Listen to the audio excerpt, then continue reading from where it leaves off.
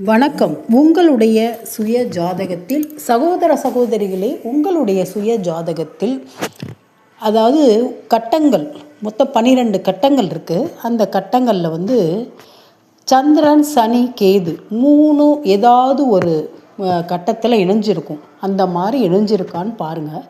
கண்டிப்பாக அந்த மாதிரி இணைந்திருந்தால் உங்களுக்கு மென்டல் டிஸ்டர்ப், அதாவது உடல் ரீதியாகவும் மன ரீதியாகவும் தொழில் ரீதியாகவும் ஏதாவது ஒரு வகையில் முடக்கி ஒரு மனப்பிரச்சனைக்கு ஆளாகி போராட்டம் அதிகமாகி நம்ம என்ன செய்கிறோங்கிறது நமக்கே தெரியாது. சரியான முடிவெடுக்க தெரியாது. அடுத்தவங்கக்கிட்ட சரியான ஒரு ப்ரொசீஜர் பண்ண முடியாது. சரியான வேலையை நம்ம கவனம் செலுத்த முடியாது. அன்றாட வேலைகளில் நம்மளுடைய கவனம் சிதறும். வெளியில் கெட்ட பேர். அதே மாதிரி எந்த ஒரு மனம் பக்தியை நாடும். ஆனால் அந்த பக்தியை கூட முழுமையாக நம்மளால் செய்ய முடியாத ஒரு சூழ்நிலையை ஏற்படுத்தும். அப்போ சந்திரன் என்பது மனோகாரகன், சனி என்பவர் ஆயுள்காரகன், அப்போ அந்த கேது என்பவர் ஞானக்காரகன். அப்போ அந்த ஞானக்காரகனும் ஆயுள்காரகனும் மனோகாரகனும் 3ம் சேரும்போது நம்மளுடைய நடை உடை பாவனை எல்லாமே ஒரு டிஃப்ரெண்ட்டாக இருக்கும். பார்க்குறவங்க நான் அப்படி சொல்கிறேன்னு தப்பாக நினைக்காதீங்க. பார்க்குறவங்க சரியான லூஸு போல இருக்குது அப்படின்னு சொல்லுவாங்க. அதாவது அவங்களுக்கு அறிவு அதிகமாக இருக்கும். ஏன்னா ஞானக்காரகன் கேது பகவான், சந்திரன் மனோகாரகன்.